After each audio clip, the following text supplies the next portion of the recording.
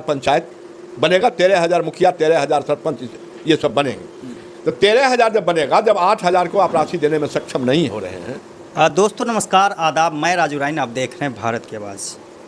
आज हम खास करके चर्चा करने जा रहे हैं जिस तरह से एनडीए सरकार के मुख्यमंत्री नीतीश कुमार जी पहले रहे हैं और अभी वर्तमान में सम्राट जी हैं। तो सम्राट जी का मानना है कि पंचायती राज का चुनाव जो है तभी होगा जब इसका पूर्ण रूप से परिसीमन हो जाएगा। तो अब लोगों को इससे, आम लोगों का क्या नुकसान है, क्या फ़ायदा है, और सरकार क्या अपनी कमी को छुपाना चाहती है या छुपा रही है, तो हम जानने का प्रयास करेंगे। और इस पे कुछ विशेष तौर पर हम चर्चा करेंगे संजय यादव जी से, जो कि रहीमपुर दक्षिणी के पूर्व मुखिया रह चुके हैं। हम इनसे मध्य से चर्चा करेंगे। सर, परिसीमन पे आपका क्या विचार है? सबसे पहले तो परिसीमन का जो निर्णय बिहार सरकार द्वारा लिया गया, कैबिनेट के द्वारा, हम उसका स्वागत करते हैं। लेकिन हम खेद प्रकट भी करते हैं कि सरकार परिसीमन के बहाने बिहार पंचायत चुनाव, त्रिस्तरीय पंचायत चुनाव को टालना चाहता। क्योंकि सरकार कैबिनेट से डिसीजन लिया कि पहले परिसीमन तब चुनाव। माननीय मंत्री दीपक प्रकाश जी कहते हैं कि समय पर चुनाव होगा, परिसीमन बाद में होगा। तो हम पूछना चाहते हैं सरकार के मुखिया से, सम्राट जी से, कि मंत्रिमंडल डिसीजन लिए हैं परिसीमन होगा तब चुनाव होगा, और माननीय मंत्री जी पंचायत राज विभाग के जो मंत्री हैं वो कहते हैं कि पहले पंचायत चुनाव समय पर होगा। तो क्या मुख्यमंत्री जी आप बताना चाहेंगे कि समय पर कैसे पंचायत चुनाव होगा? परिसीमन में कम से कम 6 महीना, उसके बाद आरक्षण रोस्टर में कम से कम 1 से 2 महीना, उसके बाद मतदाता सूची के विखंडन में कम से कम 2, 3, 4 महीना, मिला जुला के लगभग 1 वर्ष परिसीमन प्रक्रिया को पूरा करने में लगेगा। क्या 1 साल के बाद चुनाव आप कराना चाहते हैं? सरकार, हमारे संविधान में है कि प्रत्येक 5 साल पर, चाहे लोकसभा का चुनाव हो, विधानसभा का चुनाव हो, पंचायत का चुनाव हो, 5 साल में चुनाव अगर नहीं होता है तो वो संस्था भंग कर दी जाती है, जैसे राष्ट्रपति शासन लग जाता है। तो जब पंचायत का जो है समय सीमा दिसंबर 15 जनवरी समाप्त हो रहा है और परिसीमन आप कहते कराना चाहते हैं, तो हम तो कहते हैं कि पंचायत, जो हमारे आदरणीय मुख्यमंत्री जी हैं, वो पंचायत चुनाव के बहाने, परिसीमन के बहाने पंचायत चुनाव को टालना चाहता है। इसलिए कि वो 2001 में जो चुनाव हुआ उस समय मुखिया बने थे, तो 1991 के जनगणना पर हमने 20 साल पीछे, मैंने 12 साल पीछे, और अभी जो परिसीमन हो रहा है वो 2011 के जनगणना के आधार पर होगा, और अभी 2026 हमने 15 साल पीछे हमको ले जा रहे हैं बिहार सरकार। अरे अगर आपको आरक्षण देना है, परिसीमन 8,000 पंचायत से बढ़ा करके आपको जो है 13,000 बनाना है, तो हम आपसे पूछना चाहते हैं माननीय मुख्यमंत्री जी, इस देश की आबादी 140-45 करोड़, उसके प्रधानमंत्री एक, बिहार के आबादी लगभग 14-14.5 करोड़, उसका मुख्यमंत्री एक, किसी लोकसभा का आबादी वोटर 18 से 20 लाख, आबादी 40 से 50 लाख, उसका एमपी एक, विधानसभा में किसी विधानसभा का आबादी वोटर 2.5 से 3, 3.5, 4 लाख तक, आबादी 6 लाख तक, उसका विधायक एक। फिर पंचायत का चिंता आपको क्यों हो गया कि 8,000 से 13,000 करके हम इसको विकास की डोर में ले जाएंगे? अगर विकास के डोर में ले जाना चाहते हैं भारतीय जनता पार्टी और एनडीए की सरकार, तो राज्य स्तर पर प्रधानमंत्री का चुनाव हो और जिला स्तर पर एमपी का चुनाव हो, जिला स्तर पर, और प्रखंड स्तर पर विधायक का चुनाव हो। तब हम समझेंगे कि आप चाहते हैं कि जितना क्षेत्र छोटा होगा उतना विकास होगा। ये सब बहाना है, क्योंकि सरकार के पास सरकार का खजाना खाली है। सरकार का खजाना इसीलिए टाल नहीं क्या? जब 8,000 लगभग 40 या 41 या 50 के आसपास पंचायत है, और परिसीमन के हिसाब से जो 7,000 की आबादी पर मुखिया जी हैं, 5,000 की आबादी पर पंचायत समिति सदस्य हैं, 500 की आबादी पर जो है वार्ड और पंच हैं, और 50,000 की आबादी पर जिला परिषद है। इस हिसाब से 14 करोड़ अगर है तो लगभग 13,000 पंचायत बनेगा, 13,000 मुखिया, 13,000 सरपंच, ये सब बनेंगे। तो 13,000 जब बनेगा, जब 8,000 को आप राशि देने में सक्षम नहीं हो रहे हैं, तो 13,000 को राशि आप कहाँ से दीजिएगा? अब परिसीमन करना अगर बड़ा सवाल है। बड़ा नहीं, सही बात है। और परिसीमन करा करके आप छोटा क्षेत्र बना करके विकास करना चाहते हैं, ये अच्छी बात है, लेकिन आपका मंशा विकास क्या है वो तो दिख रहा है। नहीं, विकास कहाँ। यहाँ तो बिहार में लॉ इन ऑर्डर भी ध्वस्त है। लॉ इन ऑर्डर नाम का बिहार में कोई चीज ही नहीं है, और भ्रष्टाचार तो चरम पर है। भ्रष्टाचार का जो है ना गंगोत्री बह रही है बिहार में। किसी भी पंचायत में चले जाइए, लूट ही लूट है। पंचायत ने प्रखंड भी कहिए, लोकसभा भी कहिए, सबसे नीचे पंचायत है, पंचायत से प्रखंड है, प्रखंड से विधानसभा है, विधानसभा से लोकसभा है, और लोकसभा से केंद्र सरकार है। तो जब पंचायत ही जब हम घर बनाते हैं तो नीचे का हम जो नींव डालते हैं, वो नींव जब हमारा मजबूत होगा तब हमारा घर मजबूत होगा। तो हमारे गांधी जी का जो सपना था कि गांव का विकास गांव से, तो जब गांव के जो विकास के लिए गांव से पंचायत व्यवस्था किया और गांव में ही लूटने वाला लोग तैयार है, तो जब गांव को ही लूट रहा है, तो देश तो लूट के कंगाल हो गया। देश में कुछ है नहीं। एनडीए सरकार जितना जो कुछ बोल ले, देश में कुछ नहीं है, कुछ नहीं ना। ये सिर्फ कहते हैं कि कांग्रेस 70 साल में क्या किया, और कांग्रेस 70 साल में क्या किया हम उसके पीछे नहीं जाना चाहते हैं। लेकिन आप जो 2000 का नोट चलाए 7 साल नहीं चला सके, 70 साल का हिसाब काहे मांगते हैं। बिहार में आइए, एनडीए के तमाम लोग को खुफिया का बीमारी है। लालू यादव के समय में जो पशु चारा घोटाला हुआ, उसमें लालू यादव कहीं से नहीं है। दोषी सिर्फ है कि माननीय लालू यादव भी थे। हमारे जो अभी माननीय मुख्यमंत्री जी हैं, 14 करोड़ आबादी के वो मुख्यमंत्री हैं। लगभग हमको लगता है कि 7 या 8 करोड़ हमारे यहाँ मतदाता है बिहार में, और उसके वो मुखिया है। तो स्वाभाविक है कि उनके अथी सामने में एक घर को चलाने में कठिनाई होता है। तो बिहार के मुख्यमंत्री हैं, बिहार को चला रहे हैं, तो हम उनसे भी आग्रह करेंगे, ये बात अगर आपके ऊपर भी उंगली लोगों का उठ रहा है, और आप जगदेव बाबू के वंशज हैं, जगदेव बाबू शहादत हो गए, तो हम तो आदरणीय मुख्यमंत्री जी से कहेंगे कि आरक्षण के ये परिसीमन के बहाने जगदेव बाबू कहा करते थे कि 100 में 90 शोषित है, शोषितों ने ललकारा है, धन धरती और राजपाट में 90 भाग हमारा है। आदरणीय मुख्यमंत्री जी, परिसीमन तो आप करा रहे हैं, अगर नियति आपका ठीक है, बिहार सरकार का नियति ठीक है, तो 26 के जनगणना आबादी के हिसाब से परिसीमन हो, तब हम समझेंगे कि आप परिसीमन कराना चाहते हैं। परिसीमन के बहाने आप चुनाव को टालना चाहते हैं।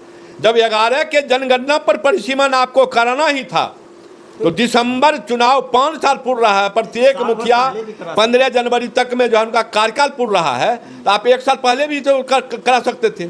फिर आप जो 20 में जिस समय महागठबंधन की सरकार थी, उसके मुखिया आदरणीय नीतीश कुमार जी थे, उस समय तो बिहार का जनगणना कराए हो, क्योंकि बिहार को जनगणना कराने का नेता थी, सर्वे कराए। तो आप 20 के आधार पर आप आइए कि 20 में जो सर्वे कराया गया माननीय नीतीश कुमार की अगुवाई में, भले अभी नीतीश कुमार के आशीर्वाद से आप मुख्यमंत्री हैं, सरकार एनडीए का है, उस समय सरकार महागठबंधन का थे, उसका अगुवा माननीय मुख्यमंत्री पूर्व मुख्यमंत्री नीतीश कुमार जी थे।